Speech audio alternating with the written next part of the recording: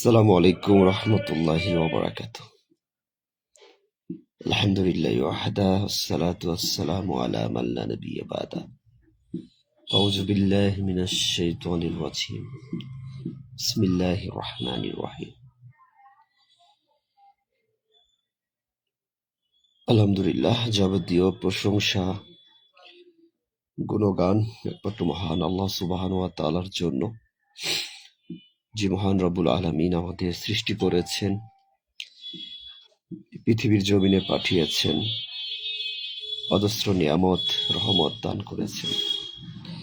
দুরূদ ও সালাম, শান্তি বর্ষিত হোক আখেরি নবী, প্রিয় নবী জনাবে মুহাম্মদ রাসূলুল্লাহ সাল্লাল্লাহু আলাইহি ওয়াসাল্লামের প্রতি। আল্লাহুম্মা সাল্লি আলাইহি আল্লাহুম্মা বারিক আলাইহি। সম্মানিত দ্বীনী ভাই বোনেরা, দেশ এবং প্রবাস থেকে যারা দুপুরে লাইভে যুক্ত হয়েছেন, যুক্ত হবেন, সকলের প্রতি অনেক অনেক শুভেচ্ছা, অনেক অনেক দোয়া এবং ভালোবাসা। আজ একটি গুরুত্বপূর্ণ বিষয় সম্পর্কে আপনাদেরকে অবগত করব, যে আজ এই সমাজের মানুষ কেন বিদআত ত্যাগ করতে পারছে না, কেন মানুষ বিদআতকে আঁকড়ে ধরেছে, কেন মানুষ বিদআতকে সামান্য গুনাহ পাপ, হয়তো তাদের অন্তরের কাছে বিদআত কোনো গুনাহ মনে হচ্ছে না, কি কারণে মানুষের বিদআতের কথা শুনলে তার প্রতি ঘৃণা পোষণ করছে, কেন মানুষ বিদআতের কথা শুনলে তাকে গালি দিচ্ছে, কেন মানুষ মানতে চাচ্ছে না, বুঝতে পারছে না, ছাড়তে পারছে না, কেন মানুষ বিশ্বাস করতে পারছে না এটা বিদআত। বিদআতের আলোচনা যত করেছি, যত করি, ততই মনে হয় নতুন করছি। শিরক বিদআতের আলোচনা, এটা কখনো মানুষকে একটা দিন করে, একদিন আলোচনা করে বোঝানো সম্ভব না। আর এটা এমন একটা সাবজেক্ট যেখানে ইবলিস সরাসরি মানুষের অন্তরে কুমন্ত্রণা সৃষ্টি করে হারাম কাজে। যেমন দুনিয়ার কাজে আমরা হালাল হারামের ব্যবধানটা হয়তো অনেকেই খুঁজি না, হয়তো অনেকেই খুঁজি দুনিয়ায় কোনটা হালাল কোনটা হারাম কাজ। ঠিক ইসলামের ইবাদতের ক্ষেত্রে, ধর্মের ক্ষেত্রে, আমলের ক্ষেত্রে কোনটা সুন্নাহ এবং কোনটা বিদআত, এই বিষয়ে আমাদের জ্ঞান বড়ই সীমিত, যার জন্য আমরা বিদআত ত্যাগ করতে পারছি না। আজ আমরা এটাই মনে করছি যে এত সুন্দর আমল তো পীর আউলিয়ার করেছেন, এই আমল তো আমার পূর্বপুরুষ বড় বড় মুহাদ্দিস, বড় বড় বুজুর্গ করে গিয়েছেন, বড় খাজা বাবা, খানা বাবা, পীর বাবা, খানকা বাবা, বড় বড় বুজুর্গ যাদেরকে আমরা মনে করেছি এরা ওলি আউলিয়া, এরাও তো করেছেন। তাহলে আজ কেন এই 2025 সালে এসে মানুষ আমাদের সেই বিদআত থেকে, বিদআত বলে আমাদেরকে এটা থেকে দূরে সরে থাকতে বলছে, কেন আমরা ছেড়ে দিব? এত সুন্দর একটা আমল, এত সুন্দর একটা মিষ্টি বিষয়, কেন আমরা এটা থেকে বঞ্চিত হব? সম্মানিত দ্বীনী ভাই বোনেরা, যারা লাইভে যুক্ত আছেন, আমি অবশ্যই বিশ্বাস করি যে আপনারা সৌভাগ্যবান। যদি আপনারা অন্তর থেকে গভীরভাবে অনুভব করেন কথাগুলো, তাহলে আপনারা বুঝতে পারবেন। যারা বোঝেন তারা তো আলহামদুলিল্লাহ, এটা সৌভাগ্যের বিষয়। যারা বোঝেন না, যাদের ভিতরে নানান ধরনের দ্বিধাদ্বন্দ্ব রয়েছে, আপনাদের জন্য আলোচনাটা খুবই গুরুত্বপূর্ণ। আমাদের সমাজে যে প্রচলিত বিদআতগুলো রয়েছে, এই বিদআতগুলো অনেকেই ছাড়তে পারছে না, অনেকেই ছাড়তে চাচ্ছে না। কেন? এর মূল কারণ হচ্ছে ধর্মীয় জ্ঞানের অভাব। একটা হচ্ছে দলীয় একটা বিষয়, মাযহাবের একটা গোঁড়ামি। দুই, ওই এলাকার একটা প্রথা, যে এলাকার কোনো পীর দ্বারা পরিচালিত, কোনো খাজা বাবা, কোনো দেওয়ানবাগি, কোনো খানকা বাবা দ্বারা পরিচালিত হয়েছে, তাদের দ্বারা তারা তাদের অনুসরণ করে এবং তারা হুজুরের কথাই হচ্ছে জীবন পরিচালিত করছে। তাদের কাছে রাসূল সাল্লাল্লাহু আলাইহি সাল্লামের থেকে সাহাবাদের থেকে তাদের থেকে পীর আউলিয়ারা হচ্ছে বড়। তারা মনে করে যে পীর আউলিয়ারা আমাকে জান্নাতে নিয়ে যাবে। আমরা যদি পীর আউলিয়াকে অনুসরণ করি তাহলে তারাই আমাদেরকে নাজাত দিবে। নওজুবিল্লাহ মিন জালিক। তারা যদি এতটুকু চিন্তা করতো, এই পীর আউলিয়ারা কত বছর আগে আসছে, এরা কাকে অনুসরণ করেছে, এরা কি আসলে কি সঠিক পথে ছিল, কি দলিল রয়েছে? আমাদের মতো তারাও তো মানুষ ছিল, তাদেরও ভুল হয়েছে, তাদেরও দিন সম্পর্কে বুঝতে অনেক দলিল ছিল না, হাদিস সম্পর্কে অনেক মতামত ভিন্নতা রয়েছে। কিন্তু দেখা যায় যে আমি যে সকল মুসলিমদেরকে যারা পরিচয় নামে মুসলমান, যাদেরকে আমি বিদাতের বিষয়ে নেগেটিভ কমেন্ট করতে দেখি, যারা উগ্র কমেন্ট করে, গালি দেয়, নোংরা কথা বলে, এরা অধিকাংশই দেখা যায় যে এদের ভিতরে প্রকৃত সুন্নাহ নেই। এক, সুন্নতে দাড়ি নেই। দুই, এরা নামাজি না। তিন, এরা কিন্তু মুখস্থ বিদ্যা, মানে কোন রকম মুসলমান পরিচয় দিয়ে জীবন অতিবাহিত করছে। এরা কোনো ধর্মীয় জ্ঞানের মাঝে নেই। এরা হচ্ছে হুজুর যেটা বলে সেটাই করে, বা ওই এলাকায় যে পীর সাহেব যেটা বলেছে ওটাই করে। এরা হচ্ছে কোনো পীর বাবা দ্বারা আসক্ত, কোনো খাজা বাবা দ্বারা, কোনো খানকা বাবা, কোনো দেওয়ানবাগের মতো মানুষ দ্বারা আসক্ত। এরা প্রকৃতপক্ষে ধর্মীয় যে দলিল দিয়ে ইসলামকে চিন্তা হবে, কোরআন এবং হাদিস দিয়ে এরা বোঝে না। মূল সমস্যাটা হচ্ছে এটাই যে এরা, যখন আমি তাদেরকে বলছি ভাই এটা তো বিদাত, তখন এরা বলছে এটা যে বিদাত তার দলিল দেখান, প্রমাণ দেখান। কিন্তু ওরা বোঝে না যে বিদাতের কোনো দলিল হয় না, বিদাতের কোনো দলিল হয় না, এরা সেটা বুঝতে পারে না। সুন্নার দলিল আছে। যদি বলা হয় যে এটা আমল রাসূল সাল্লাল্লাহু আলাইহি ওয়াসাল্লাম করেছেন, তখন আপনি আমাকে প্রশ্ন করবেন, হুজুর এটা যে সুন্নাহ তার প্রমাণ দেখান। হ্যাঁ, তখন আমি আপনাকে প্রমাণ দেখাবো। এটা হচ্ছে আমার দায়িত্ব, এটা আপনার হক, যে আমি কোনো মন গড়া বানোয়াট কথা, আমি যেই হই না কেন, আমি কি ডিগ্রি রয়েছে, আমার নামের আগে কি পদবি আছে, আমি কোন মাদ্রাসায় পড়েছি, এটা আপনার দেখার বিষয় না। আপনার দেখার বিষয়, বোঝার বিষয়, আমি কি কথা বলছি, কি বোঝাতে চাচ্ছি, সেটা কি ভ্রান্ত কোনো মিথ্যা কিচ্ছা কাহিনী নাকি সঠিক বিষয়। আমাদের সমাজের মানুষ হচ্ছে ব্রান্ড খোঁজে, পদবি খোঁজে, আসলে না। অনেক জেনারেল শিক্ষিত মানুষ আছে যারা যতটা জ্ঞানী, 100-200 মুক্তির থেকেও তারা জ্ঞানী, শত শত মুক্তি পরিচয় দিচ্ছে, তাদের থেকে অনেক জ্ঞানী, অনেক জেনারেল শিক্ষিত দিনের পথের মানুষ আছে। হয়তো আপনারা এই কথাটাকে সস্তা মনে করবেন, যে কি বলেন, মুক্তির থেকে জ্ঞানী হয় কিভাবে, কারণ তা তো নামে মুক্তি। যারা বিদাতের প্রমোট, যারা বিদাতের ডিলার হচ্ছে আলেমরা, মনে রাখবেন, বিদাতের ডিলার হচ্ছে আলেমরা। কারণ ওরাই শুরু করে, হাত উঁচু করে মুনাজাত শুরু করে মসজিদ থেকে। ও আগে ওই মসজিদের খতিবই আগে হাত উঁচু করে। মসজিদের খতিব যদি হাত উঁচু না করতো, তাহলে মুসল্লিগুলো কিন্তু বিদাত থেকে দূরে সরে যেত। কারণ এরা হচ্ছে ডিলার। একটা নিউজ দেখেছেন, অবশ্য আমি ডিলিট করে দিয়েছি। হয়তো মনে করবেন যে ভাই আলেমদের সমালোচনা, আসলে খুব ঘৃণা হয়, কষ্ট হয় যে একজন মাদ্রাসার শিক্ষক একটা ছাত্রীকে রেপ করতেছে, ধর্ষণ করে তাকে অবশ্যই হত্যা, সে আত্মহত্যা পথ বেছে নিয়েছে। এরা বিদাতি। এদের কোনো ধর্মের, এরা হচ্ছে নামে মুসলমান, এরা হচ্ছে ধর্ম ব্যবসায়ী, এরা হচ্ছে আলেম হয়েছে পেট চালানোর জন্য।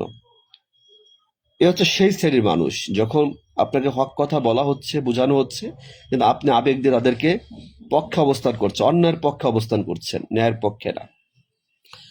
আজ যখন সমাজে একটা মানুষ মিলাদের পক্ষে অবস্থান করছে, কারা দেখেন, একটু খোঁজ নিয়ে দেখেন, যারা মিলাদকে বেদাত মনে করতে চায় না, তাদের সম্পর্কে একটু বলি। যখন তাদেরকে জানানো হচ্ছে বিলাদ হচ্ছে বিদাত, মিলাদ আয়োজন করা বিদাত, মিলাদের খাদ্য বিদাত না, বিলাদ দেওয়া হচ্ছে বিদাত। একজন প্রশ্ন করেছে, কমেন্ট করেছে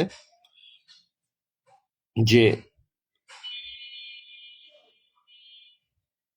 খাবার খাওয়া কি বিদাত? না। জিলাপি বা মনে করেন আপনি আমাকে জিলাপি দিয়েছে, এটা খাওয়া কি বিদাত? না। যে আয়োজন করেছে এটা হচ্ছে বিদাতি কর্ম, কারণ এটা ধর্মের বিষয়, এটা ইবাদতের বিষয়। যে একজন মানুষ মারা গিয়েছে, সেই মানুষের জন্য মসজিদে প্রবেশ করে সালাতের পরে কিছু খাবারের বিনিময়ে দোয়া মাহফিলের আয়োজন করা, এই দোয়া মাহফিলের আয়োজন করা কে আমরা বিদাত বলছি কেন?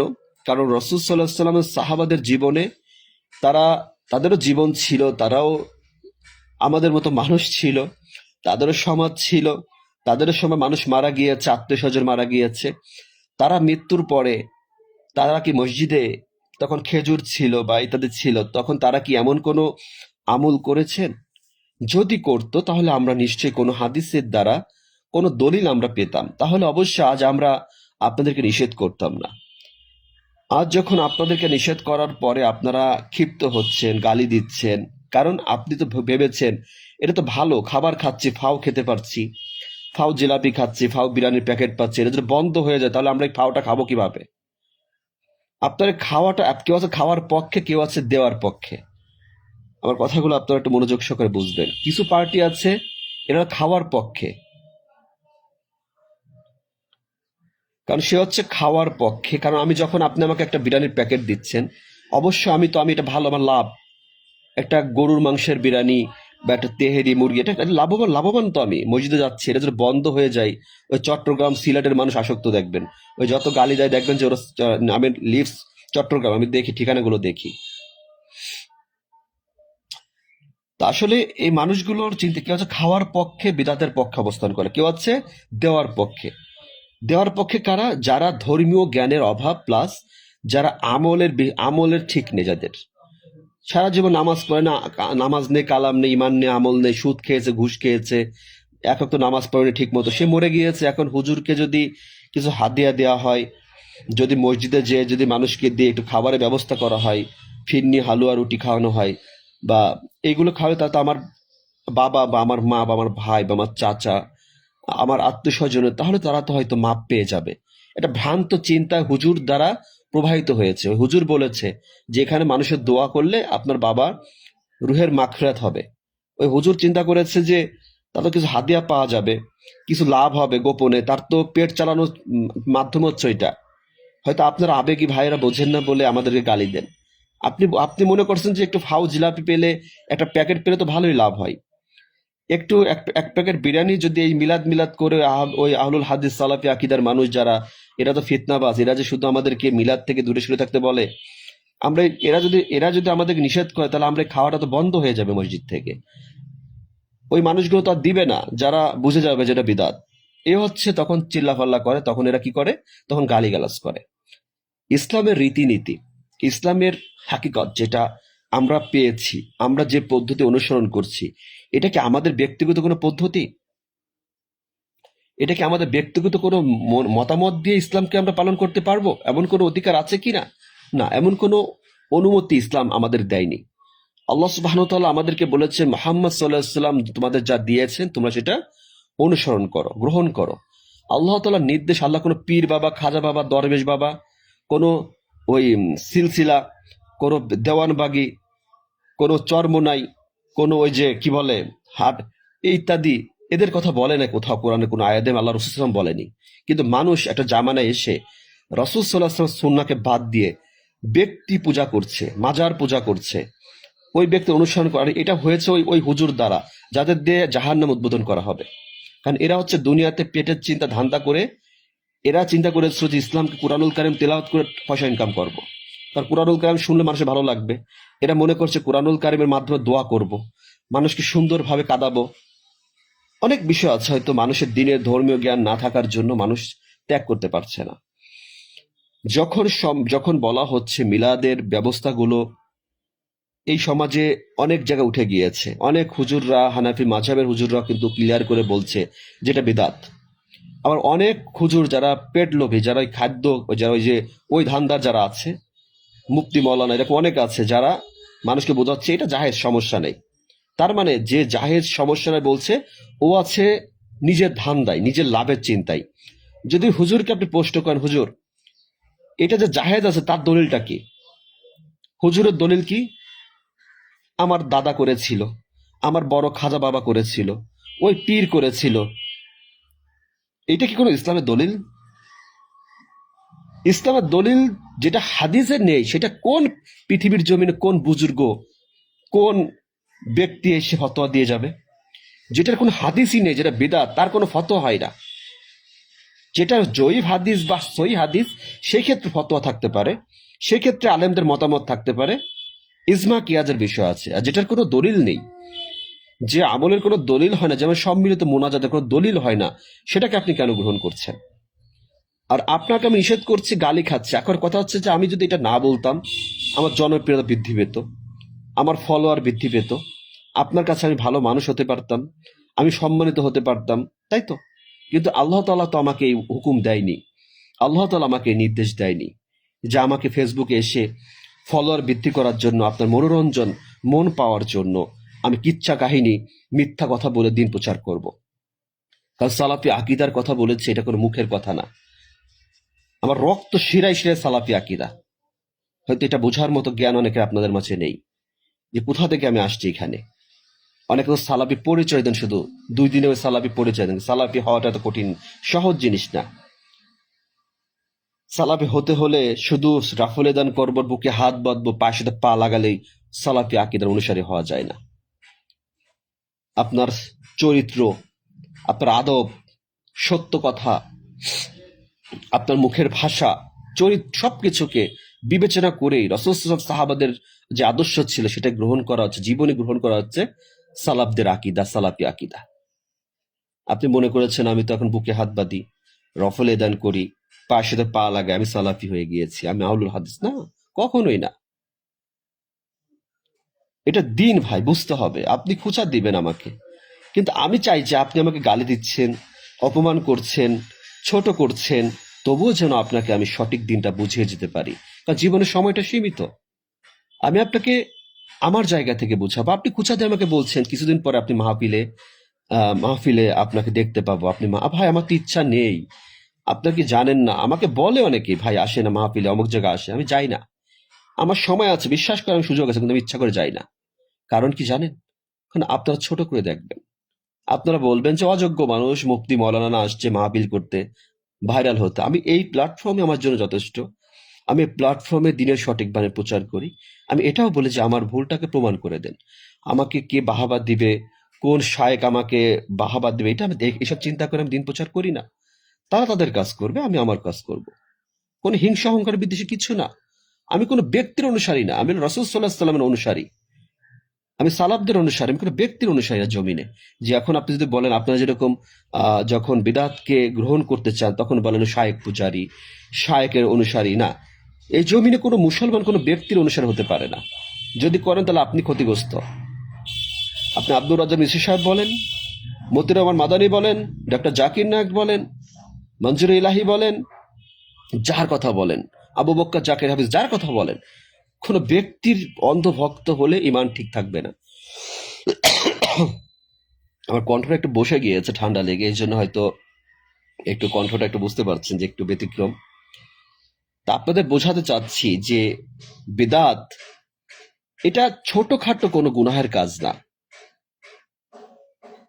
আপনি মিথ্যা কথা বলছেন, আপনি জিনা করছেন, আপনি হারাম খাচ্ছেন, সুদ খাচ্ছেন, ঘুষ খাচ্ছেন, মানুষকে ঠকাচ্ছেন, যাই করছেন, তার থেকেও বিদাত ভয়াবহ পাপ।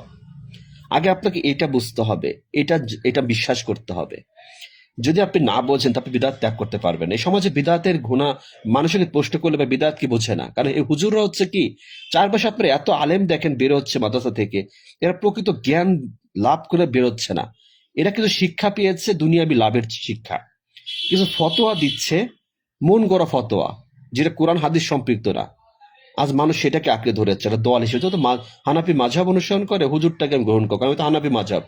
কিন্তু আপনার হানাফি মাযহাবের হুজুর কি সঠিক ফতোয়া দিয়েছে, যেটা হাদিসে, কোরআন হাদিস সম্পৃক্ত কিনা আপনি কখনো যাচাই করলেন না জীবনে। আর যখন আপনাকে বলতে যায় তখন আপনি ফিতনাবাজ মনে করেন। কিয়ামতের মাঠে আল্লাহ বলবে ওদেরকে নিয়ে আসো যাদের তুমি অনুসরণ করতে, তোমার তাদের সম্মুখে যাদের তুমি অনুসরণ করেছো, তখন কি করবেন? এটা বুঝতে হবে ভাই। আপনার গালি আমাকে দিচ্ছেন, অপমান করছেন, এটা আমার কষ্ট না ভাই, এটা আল্লাহর জন্য মেনে নিয়েছি দিনের স্বার্থে। কিন্তু কেন সঠিকটা বুঝতে পারছেন না? গতকাল আসরের সালাতে যখন বিরিয়ানির প্যাকেট দিল, গরুর গোশের বিরিয়ানি, ভাই আমি তো খেতে পারতাম, থাক, এটা আমার বিষয় না। যে খাচ্ছে, যারা নিচ্ছে, এদের কোনো গুনার বিষয় নেই, এটা খাচ্ছে, দিচ্ছে, খাবার দিয়েছে। কিন্তু যারা দিচ্ছে তারা তো আসলে সঠিক কাজ করছে না। কারণ ইসলামের যে পদ্ধতি, নিয়মগুলো, তরিকাগুলো, এটা রাসূল সাল্লাল্লাহু আলাইহি ওয়াসাল্লাম সাহাবাত থেকে শিখতে হবে। তারা যেটা আমাদের শিখিয়েছেন ওই পদ্ধতির বাহিরে আপনার এক চুল পরিমাণ কিছু করার সুযোগ নেই। এটাই মূল বিষয়। আপনাকে বুঝতে হবে যে আমাদের মনের মতো করে আউলিয়া সাহেব পীর আউলিয়া করে গিয়েছে এমন কোনো সিস্টেম নেই। পীর আউলিয়ার কথা যদি কোরআন হাদিস ভিত্তিক না হয়, চারজন ইমামের কথা যদি কোরআন হাদিস সম্মত না হয়, ওটা গ্রহণযোগ্য না। এটা আপনাকে বুঝতে হবে।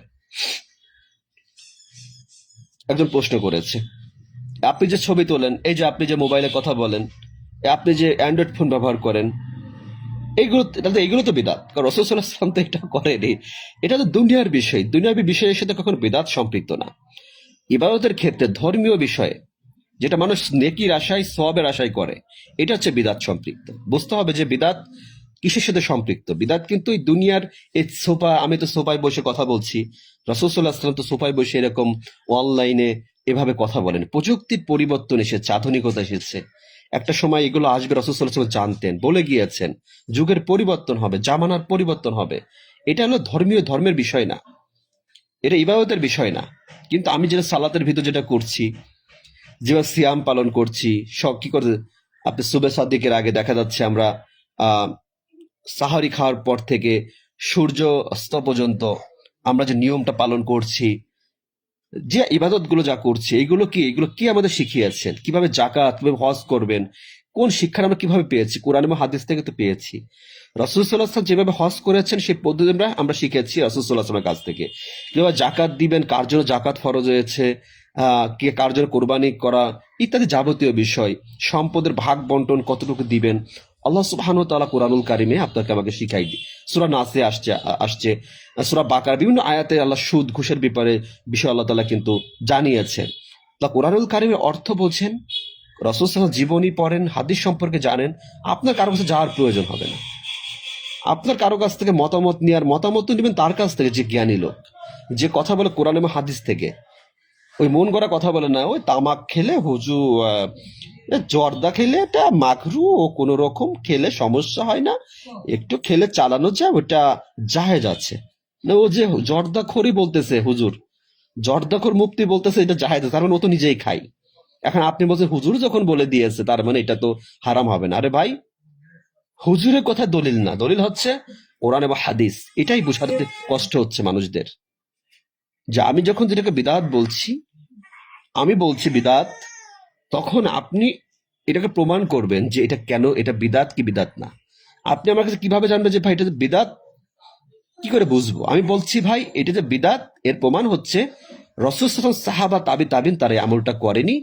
দিনের বিষয়ে, ধর্মের বিষয়ে তার নেকির আশা সওয়াবের আশায় করেনি। যদি করতো তাহলে কোনো দলিল থাকতো, কোনো হাদিস আমরা পেতাম, এই জন্য এটা বিদআত। এখন আপনি বলছেন এটা যে করেনি, তাহলে ছেড়ে প্রমাণ দেখান। আচ্ছা রে ভাই, আমার 3টা কন্যা সন্তান, এখন আমি যদি বলি যে আমার একটা পুত্র সন্তান আছে, আমি আপনাকে কিভাবে দলিল দেবো বলেন? কিভাবে প্রমাণ করবো বলেন? এটা কি প্রমাণ করা যাবে? এটা তো মিথ্যা কথা। যেটা মিথ্যা বানোয়াট কথা, সেটা আবার কিভাবে দলিল থাকে?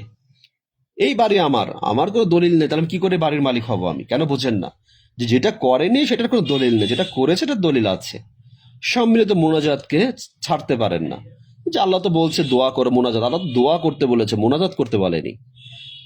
সম্মিলিত মোনাজাত করতে বলেনি আল্লাহ কোথাও, আপনাকে দোয়া করতে বলেছে, দোয়া করো, একে অপরের জন্য দোয়া করো, এই জন্য সবাই মিলে হাত তুলতে হবে। তাহলে রাসূল সাল্লাল্লাহু আলাইহি ওয়াসাল্লাম, সাহাবারা করতেন, আমরাও করতাম, তারা করেনি ফরজ নামাজের পর, আপনি কেন করছেন? এটা হচ্ছে বিদআত। জায়নামাজের কোনো দোয়া নেই, রাসূল সাল্লাল্লাহু আলাইহি ওয়াসাল্লামের সময় জায়নামাজ ছিল না। ইন্নী ওয়াজ্জাহতু ওয়াজহিয়া লিল্লাহি, এটা যে পড়া হয় সূরা আনামের ৭৯ নম্বর আয়াত, এটা একটা সানা, এটা হাত তাকবীরে তাহরিমে হাত বেঁধে আল্লাহু আকবার বলে পড়তে হয়। আপনি যে সানা পড়েন, এরকম ৩-৪টা সানা আছে, প্রসিদ্ধ সানা আছে। এটা একটা সানা, হাত বেঁধে পড়েন।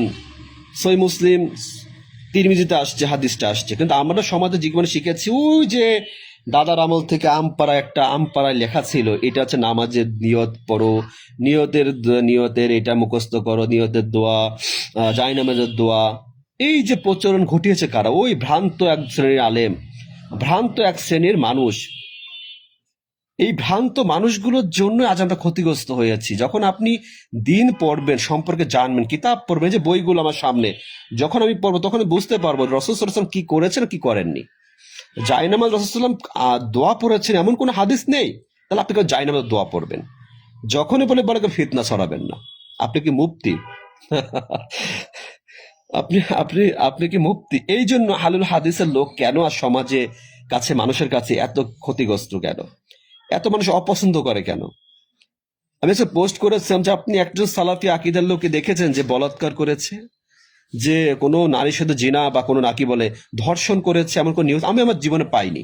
কারা করে? যারা বিদাতি, যারা দিনকে বোঝেনি, যারা মাজার পূজারি, যারা দুনিয়াবি, হালাল হারাম এরা এই ধরনের কাজ করে। আজ সালাফি আকিদা আহলুল হাদিসকে মানুষ ফিতনাবাজ বলে কেন, গালি দিচ্ছে কেন? আপনাকে ভাই সম্পদ কেড়ে নেয়নি, আপনার কাছে টাকা পয়সা নিয়ে না, এমনকি এক কাপ চা পর্যন্ত দিন প্রচার করে খাওয়ার চিন্তা করি না, তবু আপনি ওকে গালি দিচ্ছেন কেন? আপনাকে বিদাত থেকে, শিরিক থেকে, মাজার পূজা থেকে, যে মুসলমান একজন মুসলিম ভাইকে বিদাত থেকে দূরে সরে আসতে বলে, যে মুসলমান আল্লাহ ছাড়া কারো সাথে মাথা নত করতে নিষেধ করে, শিরিক করবে না, পৃথিবীর জমিনে এর থেকে ভালো লাগার, ভালোবাসার প্রিয় মানুষ আর কে হতে পারে জীবনে? আপনি হয়তো আজ অনুভব করতে পারছেন না, একদিন কিয়ামতের মাঠে অনুভব করতে পারবেন। হয়তো আজ আপনার মুখে দাড়ি নেই ভাই, আমি কখনো ছোট করে দেখি না, আপনার মুখে নবীর সুন্নাহ নেই, আদর্শ নেই, আমি কখনো ছোট চোখে দেখিনি। কিন্তু যখন দেখি যে আপনি ওই অবস্থানে থেকে আপনি আমার কাছে আমাকে ছোট করে কথা বলার চেষ্টা করছেন, আমার সমস্যা নেই। এই যখন সুন্নাহর অবব্যাখ্যা করছেন, অস্বীকার করছেন, তখন আমি আমার ব্যক্তিগতভাবে খুব ঘৃণা পোষণ করছে আপনার প্রতি, যে আপনার নিজেই তো ঠিক নেই, আপনি নিজেই কিছু বোঝেন না, কিভাবে মতামত দেন আপনি? জ্ঞান কি স্বপ্নে পাওয়া হয়? এই যে জ্ঞান কথা বলছি, এগুলো কি আপনি আমাকে দিয়েছেন, নাকি আল্লাহ সুবহানাহু ওয়া তাআলা আমাকে দিয়েছেন? কিসের মাদ্রাসা, কিসের মসজিদ, কিসের কি? আল্লাহ তাআলা চাইলে, বান্দা চাইলে আল্লাহ তাআলা তাকে দিবে। আপনি সারা জীবন আলেমদের আলোচনা শুনে জ্ঞান অর্জন করতে পারবেন না। কার কাছে যাবেন? কোন বক্তার কাছে যাবেন? আপনি পারবেন না যদি আপনার গভীর, আপনার নিয়ত ঠিক না থাকে, আপনি নিজ থেকে জানার চেষ্টা না করেন, কোরআনুল কারিমের অর্থ যদি না বোঝেন, রাসূল সাল্লাল্লাহু আলাইহি ওয়াসাল্লাম জীবনী এবং হাদিস গ্রন্থ যদি আপনি নিজ থেকে যাচাই বাছাই না করেন, আপনি কখনো আলোচনা শুনে কখনো ধর্মীয় জ্ঞান অর্জন করা যায় না। জানা যায় কিন্তু জ্ঞান অর্জন করা যায় না। জ্ঞান অর্জন করতে আপনার কিতাব পড়তে হবে। আমি পুলিশ 6 বছরের ভিতরে যতটুকু জেনেছি, বুঝেছি, আপনাদেরকে জানানোর চেষ্টা করেছি। যে কোনো পোস্ট, যে কোনো বিষয় তুলে ধরেছি। কিসের জন্য? আপনি আমাকে ফলো করবেন এর জন্য না, আপনি আমাকে ভালো একটা কমেন্ট করবেন এর জন্য না। চেয়েছি যে আপনাকে সঠিক তথ্যটা পৌঁছে দিতে, এবং ওটার জন্য আপনি গ্রহণ করেন বুঝে। এটাই। ভুল যদি আমার হয়, আপনি আমাকে ভাই হিসেবে, মুসলিম ভাই হিসেবে শুধরে দিবেন। গালি দিয়ে কেন, তর্ক করে কেন? আপনি ওকে বুঝিয়ে দেবেন যে আপনি ভুল করছেন, তাহলে আমি শুধরে যাব। আমার কথা যদি ভুল হয়, প্রমাণ করে যেটা ভুল না, যেটা সত্য, সেটাকে মিথ্যার চাদরে কেন ঢাকার চেষ্টা করেন? কি লাভ পাচ্ছেন সেটা করে? আপনি ক্ষতিগ্রস্ত হচ্ছেন, আমি কি হবে, আমার কি হবে বলেন? আমি তো ক্ষতিগ্রস্ত হবো তখনই যখন মোহাম্মদ সাল্লাল্লাহু আলাইহি ওয়াসাল্লামের নামে মিথ্যা কথা বলবো, ওর মিথ্যা আমলের কথা বলবো। যে অনেক কন্টেন্ট ক্রিয়েটার 5 মিনিট, একটা ছেলেকে দেখি, কি যেন নাম, 4.5 মিলিয়ন ফলোয়ার, মানে কি 45 লক্ষ মানুষ ফলো করে। ওর একটা ভিডিওতে কয়েক মিলিয়ন ভিউ হয়, কিন্তু দেখাচ্ছে ভুল শিক্ষা, নামাজে শিক্ষা দেখায় ভুল, মিথ্যা কথা বলে মিথ্যা আমল শেখাচ্ছে মানুষ। মাশাআল্লাহ মাশাআল্লাহ। এই অবস্থা আমাদের বর্তমান জামানায়। মানুষ কোনটা ঠিক কোনটা ভুল বোঝে না। মানুষ মনে করে যে ওই যে একজন আল্লাহ গানের সুরে আল্লাহ আল্লাহ বলছে, আল্লাহ আল্লাহ, আরে মদ খেয়ে বিসমিল্লাহ বলে কি মদ খেলে কি ওটা হালাল হয়ে যাবে নাকি? ও গানের গিটারে হারাম কাজে আল্লাহর নামটা মুখ থেকে বের করতে গেলে পবিত্র হতে হয়। কিতাবটা কুরআনুল কারীম স্পর্শ করতে গেলেও পবিত্র হওয়ার চিন্তা করতে হয়। আল্লাহ সুবহানাহু ওয়া তাআলার নামটা পবিত্র, সে নামটা মুখ থেকে বের করতে গেলে হালাল পরিবেশে থাকতে হয়। আর ও গানের গিটারে গান বাজাচ্ছে, ভিডিওটা বেশ ভাইরাল হয়েছে, ও মিউজিক বাজাচ্ছে, বলে আল্লাহ আল্লাহ আল্লাহ। কোন জামানা এসেছে, কত কঠিন জামানা এসেছে, আপনারা কল্পনা করতে পারছেন না। হয়তো আপনিও সেই তালে তাল মিলিয়ে ছুটে যাচ্ছেন তাদের পথে। কি হবে? কিয়ামতের মাঠে জান্নাত পাওয়া তো সহজ হবে না। এখন তো দুনিয়াতে সবাই জান্নাতে চলে যাচ্ছি, সবাই জান্নাতে যাবো, সবাই মনে করে চোর চুরি করে জান্নাতে যাচ্ছে, সুদখোর ঘুষখোর সমস্ত মানুষ।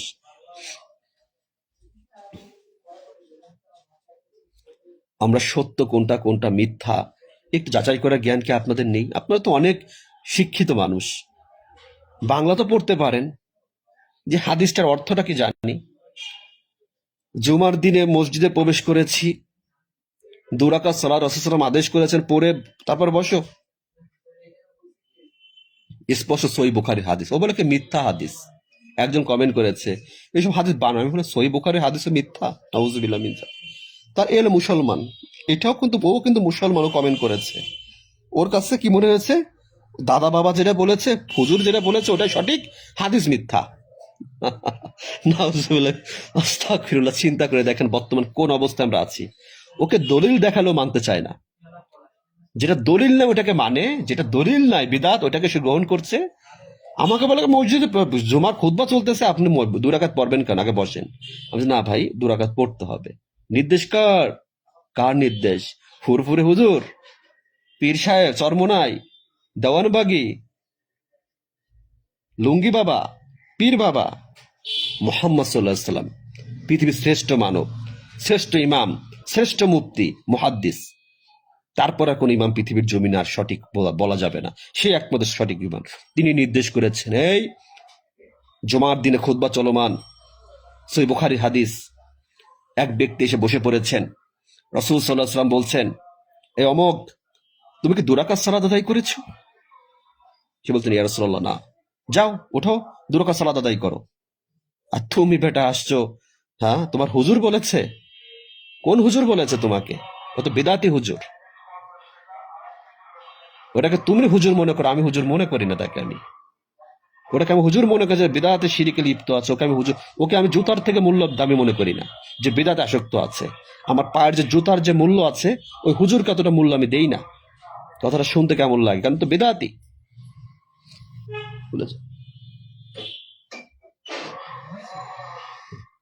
ও তো বিদাতি, এই জন্য ওর কাছে, আমার কাছে ওর মূল্য, আপনার কাছে মূল্য হতে পারে। বড় পাগড়ি পরেছে, জুব্বা পরেছে, বিশাল বড় মাদ্রাসায় পড়েছে, আমার কাছে মূল্য নেই যে বিদাতে শিরিকে লিপ্ত আছে।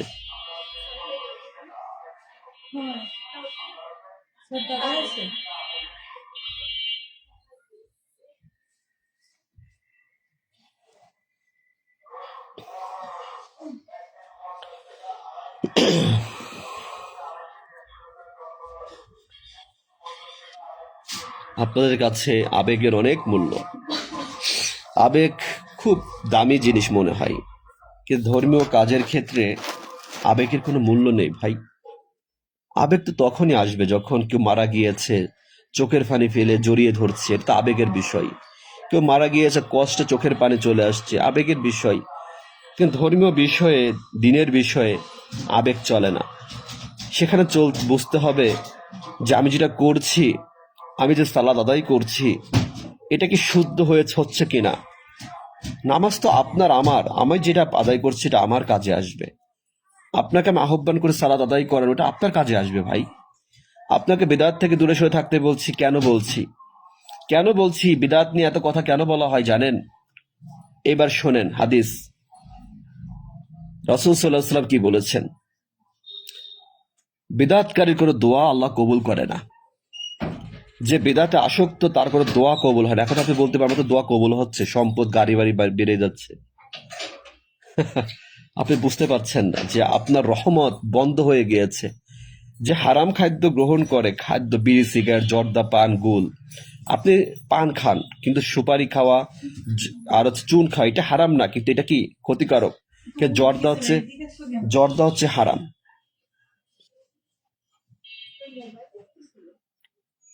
জর্দা হচ্ছে কি, এটা হচ্ছে হারাম, কারণ তামাক হচ্ছে হারাম, নেশা সৃষ্টি করে। দ্বিতীয় কথা হচ্ছে,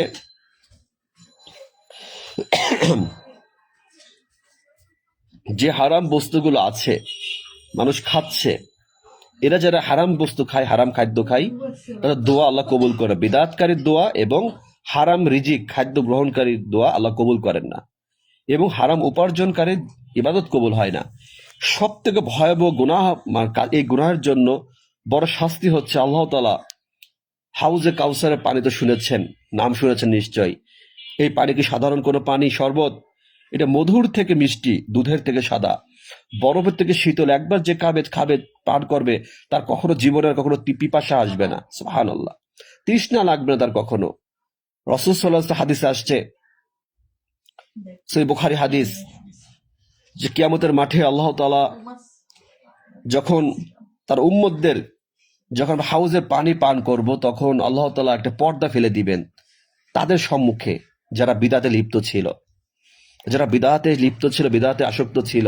আজ যেমন গালি দিচ্ছে, ফিতনাবাজ বলছে, ইহুদি দালাল বলছে, কত রকমের বাজে মন্তব্য করে যাচ্ছে, আমরা হজম করে যাচ্ছি, যদি ওই ভাইটা যেন তবুও যেন সঠিক বোঝে।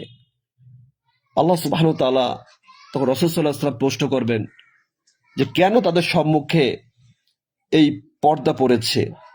তখন আল্লাহ সুবহানাহু ওয়া তাআলা বলবেন যে মুহাম্মদ, আপনার অনুপস্থিতিতে তারা দিনের ভিতরে নতুন কিছু আবিষ্কার করেছিল, সৃষ্টি করেছিল বিদআত। তখন রাসূল সাল্লাল্লাহু আলাইহি ওয়াসাল্লাম বলবেন, দূর হও, দূর হও। তাদেরকে রাসূল সাল্লাল্লাহু আলাইহি ওয়াসাল্লাম বিতাড়িত করবেন। কিসের শাফায়াত, কিসের সুপারিশ পাবে তারা? বিদআতীদের জন্য জাহান্নাম। যে শিরিক করবে, যে বিদআতে লিপ্ত হবে, এরা জাহান্নামে প্রবেশ করবে এবং বেনামাজি জাহান্নামে প্রবেশ করবে। বেনামাজির জন্য সাকার নামে জাহান্নাম রয়েছে, ওয়াইল নামে জাহান্নাম রয়েছে। আল্লাহ তাআলা তাদেরকে জিজ্ঞেস করবে, তোমরা কেন এই জাহান্নামে এসেছো? তখন তারা বলবে যে আমরা সালাত আদায় করতাম না। স্পষ্ট হাদিস, স্পষ্ট রেফারেন্স।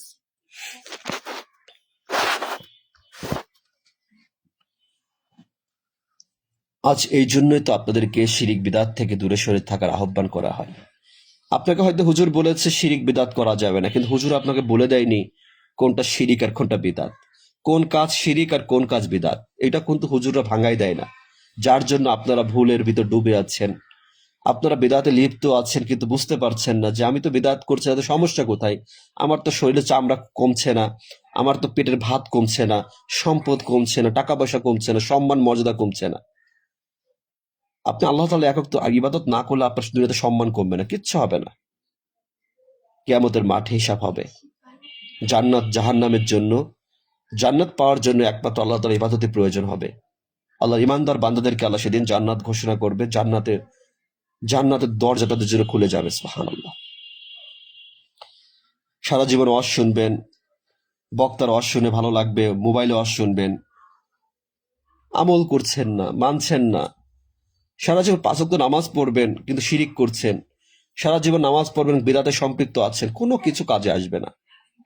কথাগুলোকে ফেলে দিয়েন না ভাই, প্রিয় ভাই, ফেলে দিয়েন না। কষ্ট হয়, কষ্ট করে বলছি, আবারও বলবো। হয়তো কেউ বুঝবেন, কেউ বুঝবেন না, কেউ আপনাকে হুজুরের দলে চলে আসবেন। কারণ বিদাতিরা তো বিদাতিদেরকে টানে। আসলে আর কে বলেছে? সমস্ত লোক পুলিশ কি বলে, ওর কথা ও কি বোঝে কিছু?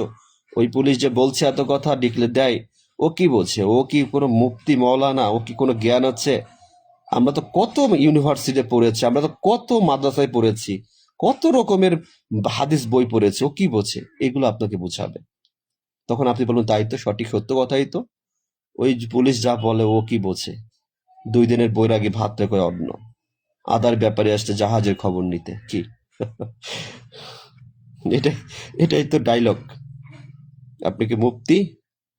আপনি কি মৌলানা? আমি যে হ্যাঁ, আমি তো অবশ্যই মুফতি মৌলানা।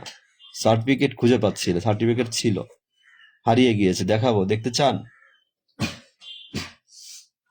আমি এখন একাকিত্বটা জীবন কাটাই, কারো কারো ভিতরে যাই না। এই যে আলোচনা করি, শোনেন, ডিউটি করি করি, কোথাও যাই না এখন, কোনো জায়গায়, কোনো মাহফিল, কোনো জায়গায় প্রয়োজন মনে করি না। কিসের মাহফিল শুনতে যাব? কার মাহফিল শুনতে যাব? ওরা কি বলে? কিচ্ছা কাহিনী গল্প কি শোনাই, কি শোনাবে? তাওহীদের কোনো আলোচনা নেই, শিরিক বিদআতের কোনো কথা নেই। এই জন্য চারপাশে কোনো মাহফিল আমি অ্যাটেন্ড করি না, যাই না, কোনো প্রয়োজন নেই। কারণ কাদের কাছ থেকে শিক্ষা নিব? যারা নিজেরাই শিক্ষিত না, যারা শুধু সার্টিফিকেট ডিগ্রি আছে। মানুষ শুধু আবেগ আছে, মানুষ শুধু ওয়াজ শোনে, ফজরের নামাজ বোঝে না। এই সমাজের মানুষ, ওই রমাদান মাস আসছে, ওই শবে বরাত আসবে, রাত জেগে হালুয়া রুটি মসজিদের ভিতরে, নফল নামাজের জীবনে মসজিদে পড়তে হয় রাত জেগে। আমার বাপের জীবনে কোনো কোরআন হাদিস কোথাও খুঁজে পেলাম না। কত বেদাতে কার্যক্রম মসজিদে বলে নফল নামাজ ঘরে পড়বেন আপনি সারা রাত যদি মনে হয়। রাসূল সাল্লাল্লাহু আলাইহি ওয়াসাল্লাম তো শবে বরাত উপলক্ষে কখন রাত জেগে ইবাদত করেনি। আপনার মনে হয়েছে রাতে তাহাজ্জুদ পড়েন, নিষ্পাপ হয়ে ঘুমান, তওবা ইস্তেগফারে ঘুমান, শিরিক মুক্ত হয়ে ঘুমান, কাউকে ক্ষমা করে দিয়ে ঘুমান, কাউকে হিংসা বিদ্বেষ মুক্ত হয়ে ঘুমান, আপনি ফজিলত অবশ্যই পাবেন। ওই রাতে ক্ষমা করে দিবে, এই জন্য ও মসজিদে গিয়েছে, পাঞ্জাবি পরেছে, সারা রাত ঘুরছে, খাচ্ছে দাচ্ছে, মজা করতেছে, মসজিদে আবার নফল নামাজ পড়ে। ইহুদিদের মানে এটা কাদের কালচার জানি না। হুজুর তো চিন্তা করছে আজকে তো ভালোই লাভবান হওয়া যাবে, আজকে হুজুরের গড়, আজকে হুজুরের কি ঈদ, হাদিয়ার হাদিয়া। হায় রে মানুষের সিস্টেম। এই সিস্টেমটা কি কোনো হাদিস দিয়ে প্রমাণ করতে পারবেন? এই যে ঈদে মিলাদুন্নবী পালন করা, এই যে কাহিনীগুলো, আমাদের সমাজে অনেক বিদআত প্রচলিত আছে, কিন্তু মানুষ, আবেগী মানুষ, নামাজ এক ওয়াক্ত পড়ে, 4 ওয়াক্ত পড়ে না, কখনো জুমার মুসল্লি, জুমা মুবারক, জুমা মুবারক।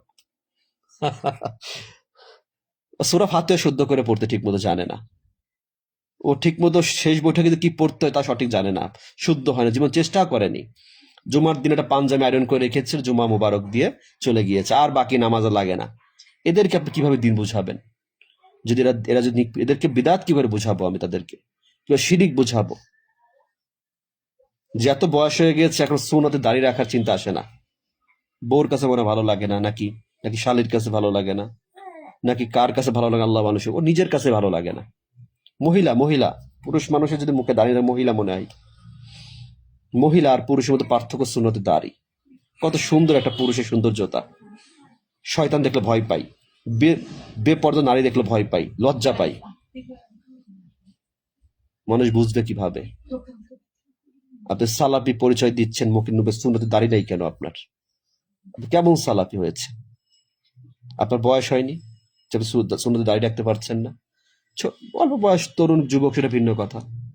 আপনার বয়স 28-30 বছর হয়ে গিয়েছে, পার হয়ে গেছে, আপনি কেন মুখের নূরে সুন্নতে দাঁড়িয়ে রাখেন না? আপনি কিসের সালাফি? কোন সালাফি একজন পরিচয় দিচ্ছে তার মুখে নবী সুন্নতের, ওকে সালাফি না। এটা কোনো নাম না যে আমি ভাঙিয়ে আমি দুনিয়ায় চলবো, জান্নাত পেয়ে যাব। এটা অবশ্যই আপনাকে আমলের দিকে পরিবর্তন হতে হবে। প্যান্টটা ভাঁজ করে রাখবো, কখনো ছেড়ে দেবো না, সর্বত্র টাকনোর উপর কাপড় পরতে হবে, আচরণ সুন্দর করতে হবে, খাদ্য, চোখের নজর, মেয়ে ছেলে, গান বাজনা সব ত্যাগ করতে হবে।